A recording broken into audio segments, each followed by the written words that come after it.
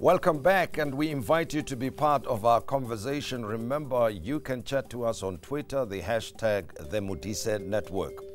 The crime situation in South Africa is getting worse, as evidenced by the crime statistics made public by the Minister of Police, Bheki Cele, earlier this week. The murder rate of our country has been compared to that of a war zone, with 57 citizens killed per day.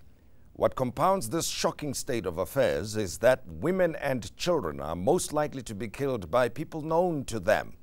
The police also revealed that the number of cash-in-transit robberies had risen substantially, a matter that was obvious to many due to the coverage in the media.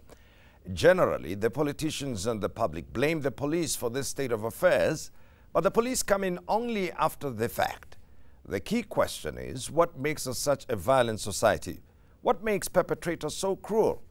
How can you identify a potential criminal? These and other questions require analysis and a highly trained person to answer. And one such person is forensic psychologist Dr. Gerard Labuschagne, who joins me to discuss his specialized role in policing. And a pleasure to have you with us, Gerard. Thank you very much for making time to be with us. Shocking statistics by any measure, right?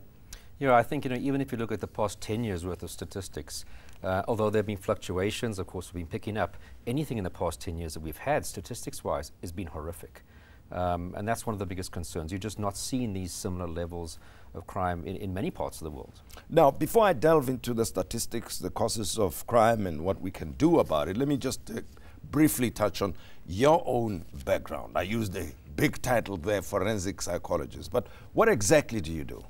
Yeah, so I spent about 14 and a half years of my professional career working in the police, in charge of the police's forensic psychology unit, which we call the investigative psychology unit. And that was really working a lot with violent crime and sexual crime, advising investigators on how to deal with such cases. So playing a role in the investigation phase, the prosecution phase, but also then training our policemen and policewomen how to sort of better deal with violent crime in general. Yeah, but when you're a forensic psychologist specifically, what do you look for? What do you do? I mean, a typical police officer will pick up certain material types of evidence and then piece the whole story together, interrogate and so forth. But in your case, my understanding is that you try to get into the minds of the perpetrators. Yeah, that's definitely one of the aspects of what we would do. So specifically if we didn't yet have a suspect. So we'd look at the actual crime scene itself and try and piece together what would have been the motive of this individual and what does that tell us about the person, which perhaps might point us in the direction of a particular suspect. So it really would involve interpreting what the person has done to the victim, the circumstances of the crime. Have we seen that kind of stuff before? Can it be linked to another crime, another similar crime of a similar nature from a behavioral point of view? And then getting just a bit of insight into that suspect to help the investigator. Because you might find, for example, a very unusual crime scene, perhaps a very gruesome murder crime scene. And the investigating officer who arrives at the scene might think, well, you must be crazy to do this. But in reality, no, a lot of our very brutal crimes are not committed by people who are mentally ill or disturbed. They're not necessarily normal, but we're not talking about a psychosis or schizophrenia that caused them to commit that crime. But if you as the investigating officer arrive thinking that, of course, it's going to guide the direction in which you take your investigation, which might be generally away from the actual person or type of person who actually committed the crime. So it's giving that just a different layer of advice to investigators with certain violent and sexual crimes. Yeah, and sometimes as the public we're shocked when we hear that a prominent person, for instance, has killed a wife, as happened with one of the real estate principals or highly influential persons who's now appearing before the courts for having committed or is accused of having committed a murder. So, so you will look for such clues in such individuals. Yeah. So it's difficult to say, do we have a certain set criteria that if you see this in a person, we should be worried? Yeah. Because as you pointed out, you can get very successful, upstanding members of the community who plan maybe and commit a very horrific crime. So it's really difficult to say, are there set things we want to look for in individuals? I think if you did that, you'd have such a general category that you'd be picking up more people who shouldn't be brought to the attention of the authorities than catching out the few who are really potential problematic individuals later on in their life. It's just the spectrum of what people can get up to without a history of any violent crime is quite large. And that's so from in your world then, anybody has got the capacity to commit a horrific crime? Absolutely, yeah, absolutely. Like I said, we used to speak about, if you see children who, for example, or adults who in their history, in their childhood, we're engaging in beyond the normal aggressive behavior to other school kids, or torturing animals, or setting fire to things, that would be your kind of person who's going to develop into being a psychopath one day and commit lots of horrible crimes.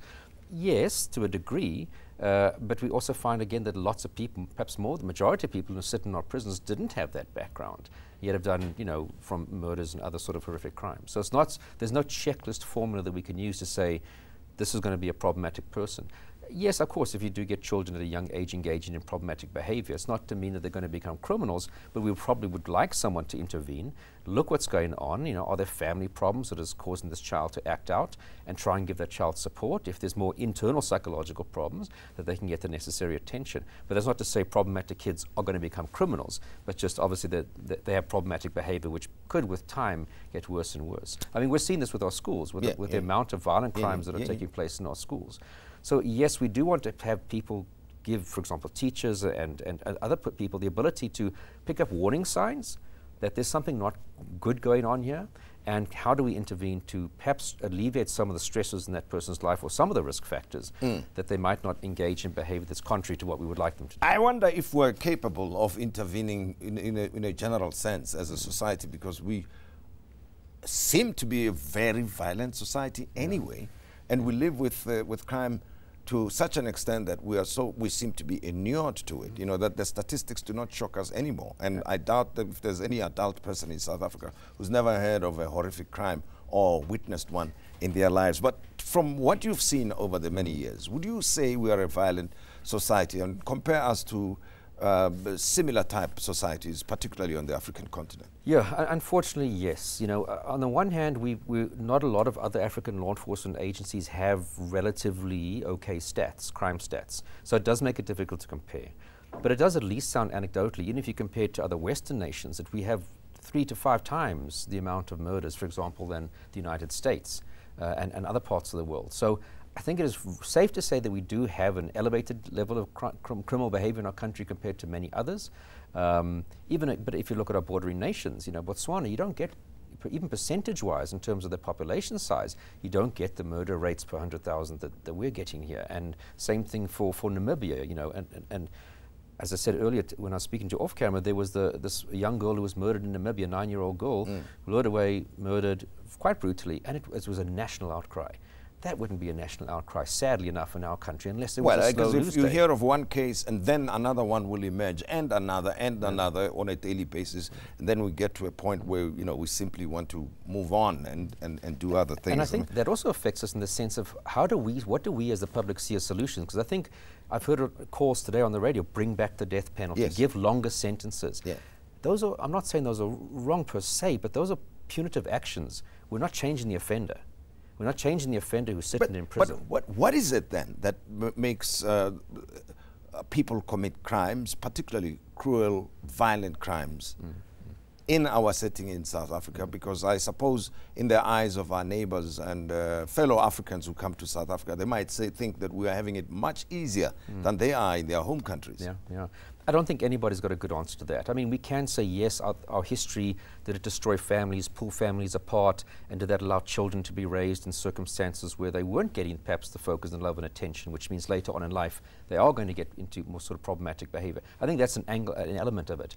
But I could never understand, why is it in our country that if you look at, for example, criminology departments at universities, even psychology departments, they should be the most widely funded departments in our universities with research into understanding why are we like this. But the funding for those departments is literally non-existent for research of this nature. It's literally if people fund it themselves into research. You know, we do get good work being done, for example, by the Medical Research Council, but I don't think we're studying enough why are we like this.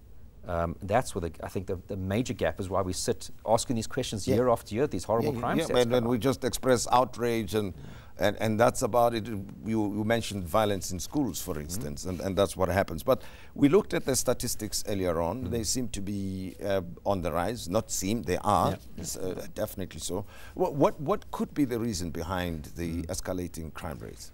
I think, and this is where it comes back to people saying we must bring back longer sentences or the death sentence. None of those mean anything if offenders don't think they're going to get caught. If you have no fear of the police catching you, then it doesn't matter whether you're going to have a triple death sentence for a crime. If you don't think you're going to get caught and you don't think you're going to get prosecuted, no punishment is a deterrent for you.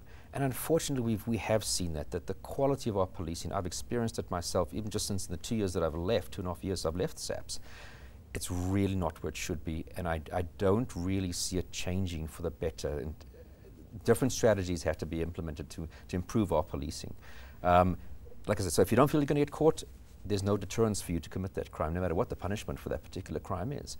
From your experience, what is it that we're not doing right, at least from a deterrent point of view, that the police should be doing that they're not doing, you think? I think if we jump back to 2006, we had, and not to say that that was a perfect time in our policing history necessarily, but we had the closure of a lot of our specialized units back then, and that was a decision by the then National Commissioner, Jackie Salibi, which a lot of us policemen were thinking, my God, what on earth are you doing? So they closed down the serious and violent crime units, which included, you know, the firearms units, the sun-ups drug units, and then also the sexual offences units were closed down. So all the specialised teams that were there were shut down with the rationale, well, police stations must be empowered to deal with these issues, which is a completely unrealistic expectation upon those poor individual police stations. And that had a major dent in our investigation capacity. We lost lots of very experienced investigators who were then snapped up by the private sector for double their salary of what they were getting. And that we have seen, of course, the sexual offences units come back, but I think it's been a major damage to our policing capability, what happened back then. I think also in terms of command and control, we've seen a case where there aren't consequences for policemen not doing their job properly. And if you have good command and control from your sort of your captains, that sort of rank of policemen who would be supervised in a number of detectives, we seem that middle level managerial level has been almost stripped of a lot of its competency. You know, I almost say it's like in Italy. Italy's had how many governments since the Second World War? Hundreds, but it keeps on functioning. Yes.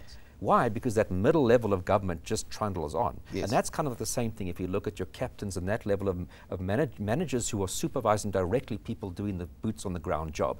If you destroy that or you damage that, your organization, it's almost literally impossible to recover, because you can have wonderful people being brought into the organization, motivated, honest, not corrupt, but if they are not getting mentored by people who know what they're doing, they're going to reach a ceiling in terms of what they can achieve. Yeah, and maybe do not develop the appropriate experience and expertise in the process. My guest is Gerard Labuschagne. He's an experienced forensic psychologist, has worked with the police for 14 years, very experienced on these matters. And we're taking a look at the crime stats that were published by the Minister of Police earlier this week.